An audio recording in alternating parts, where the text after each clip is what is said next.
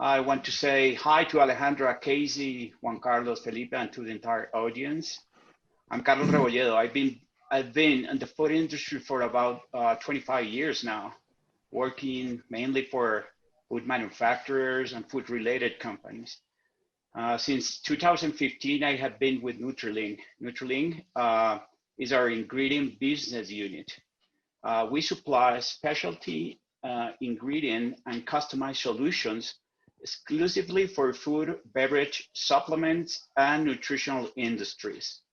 We work as agents, so we represent about 15 ingredient manufacturers from around the world, 10 of them from the United States. Our value proposition is concentrated in value-added ingredients, process and supply chain enhancer ingredients, novelty, sensory experience, and fun delivery ingredients, and cutting-edge functional ingredients. My information is available for all of you in the slideshow and through social media. And if you need a partner company to develop ingredient related businesses, please don't hesitate to contact me. It is difficult now to predict the impact of COVID pandemic in the future trends and consequential changes in trade, consumption, etc. But now Colombia relies to an extent on imports of commodities to meet the growing demand of the food and beverage processing industry. Although commodities account for a large part of imported products, these are opportunities for exporter across several agri-food segments.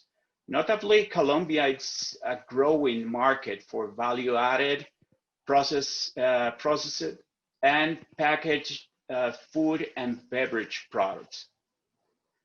Um, Growth on the export to Colombia is primarily driven by retailers' modernization and their own expansion across the country, and the subsequent availability of a wider choice of imported products. Furthermore, in Colombia, we can observe an increased demand for healthier products driven by health-conscious consumers. Some of those trends were addressed before by Alejandra some minutes ago. Those consumers who are on the rise now and partly boosted by an aging population. Furthermore, growing middle class, busy lives, and above all, the increased participation of women on the workforce is driving the growth in the package and convenience food segments.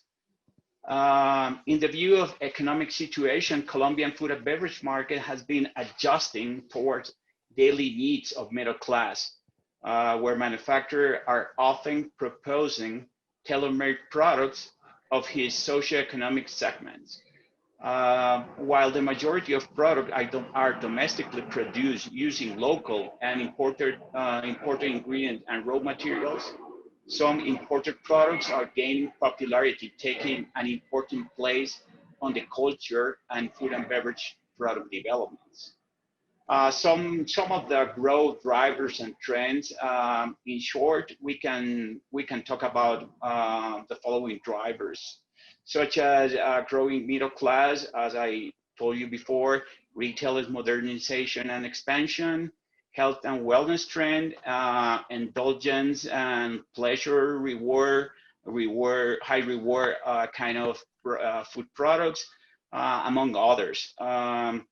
And as a summary, you can say that some of the most important on development trends are obviously the demand for healthy food, including among other gluten-free, sugar-free, lactose-free, functionals, organic food, and some other healthy and nutritional related trends. Obviously, the demand for processed food, but it's important to understand that it's very important to avoid the super processed food and try to to concentrate more on on a natural approach. No matter if it is a processed food, but for a natural source or limited processing methods. And the interest for convenience product. Consumer trends in Colombia may vary at regional as well as city to city basis.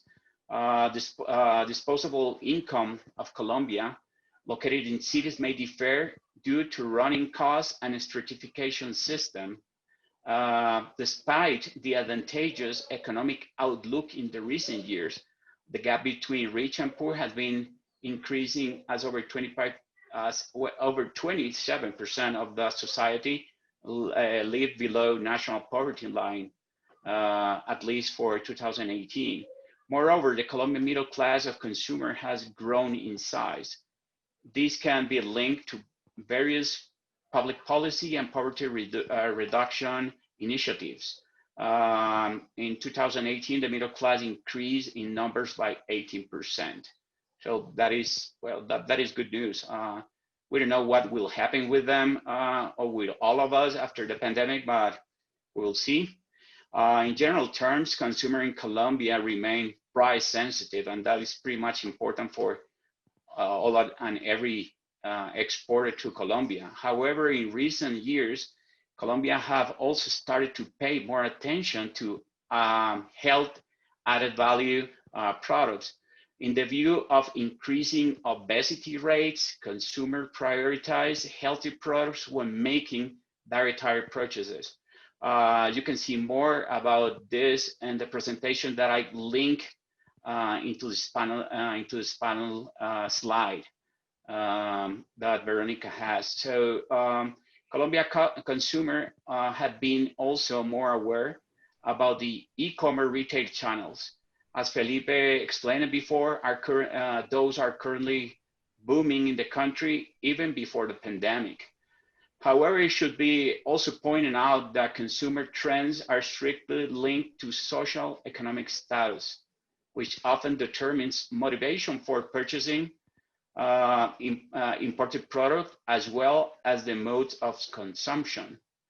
It should be also remembered, as mentioned earlier, that Colombian consumer profile is also impacted by the considerable gap between rich and poor.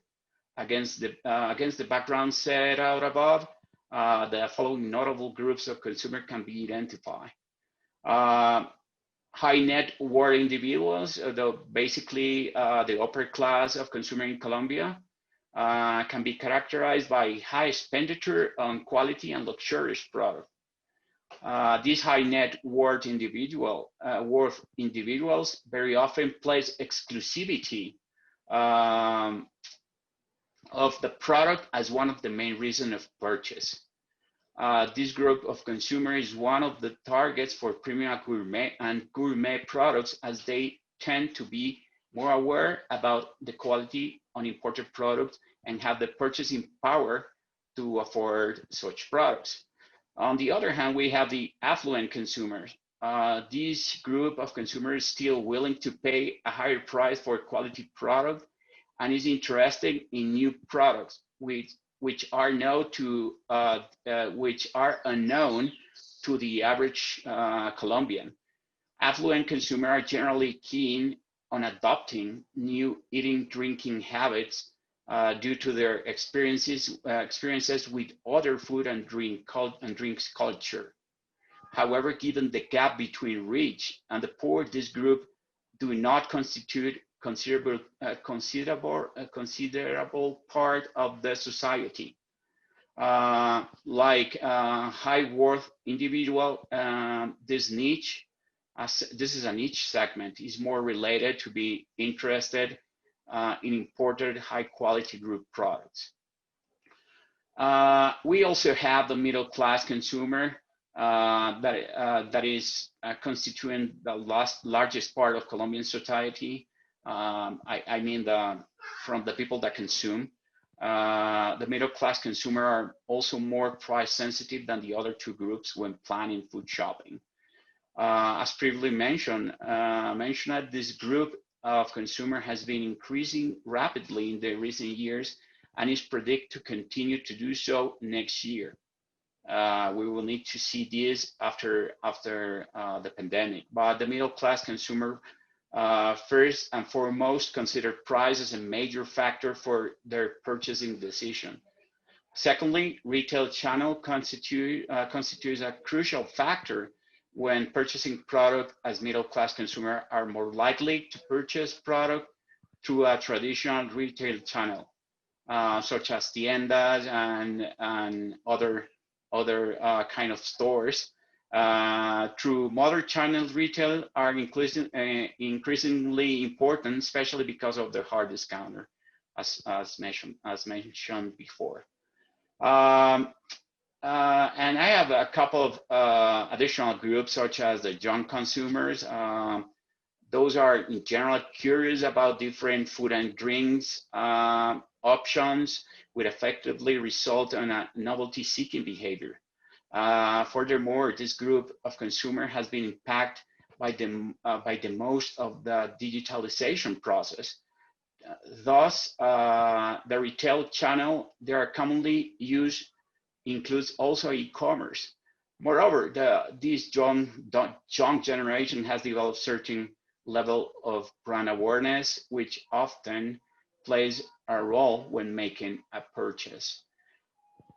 And last but not least, it is the female consumer. As Casey told us before, changes in structure of workforce have brought significant increase in female employment, especially in larger cities in Colombia. As an effect, female consumers are known for their price consciousness of different tastes and preferences. It's important to note that some of the ingredients that we mostly use in the food industry over here are local ingredients. But Colombian not discourage. This is not to discourage you, the Colombian searching for new flavors and food, but to understand what is very well known and part of the culture. So ingredients such as corn, that is pretty much the most popular ingredient in Colombian cuisine, part of the arepas, almojábanas, mazorcas, and other recipes. The rice, another fundamental ingredient, commonly served in a everyday basis as just plain rice, arroz con pollo, coconut flavored rice, and other kind of recipes.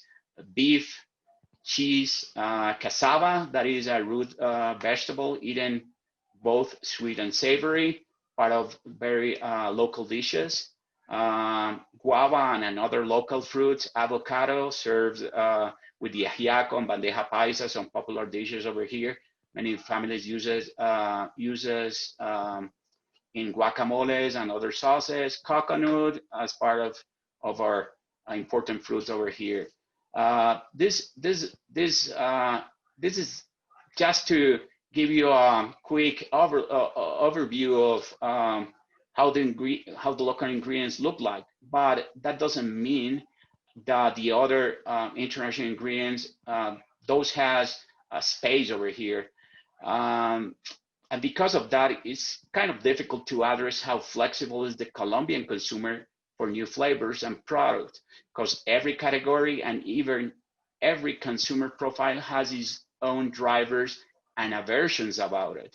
However, if we want to establish just one single description, Juan Carlos just said that Colombians are eager to try. Well, I can say Colombian is a conservative tester open to be provoked. So with that in mind, we can see the kind of approach. This is an example of the kind of approach of the chocolate confectionery category that expected to rise 6% on the next years, are using strategies such as this: new sensorial experiences, new flavorful and health and wellness related ingredients inside the chocolate, create new seasons, different than Christmas and Valentine's Day, add value and segmentation to reach younger adults with creating the limited editions, the growth of the bitter chocolate that are thanks to a wider promotion of features like antioxidants and so on, intensive flavors to maintain the consumer interest, and some new subcategories such cookies and cream, for instance, that are gaining notice in Colombia due to its extensive use by different brands. That subcategory was new probably 3 or 4 years ago. And this is just an example. We can discuss about the other industries another moment because of the time constraint during this panel. So thank you so much for having me here. And anything you need from me, Veronica has my contact information. Thank you.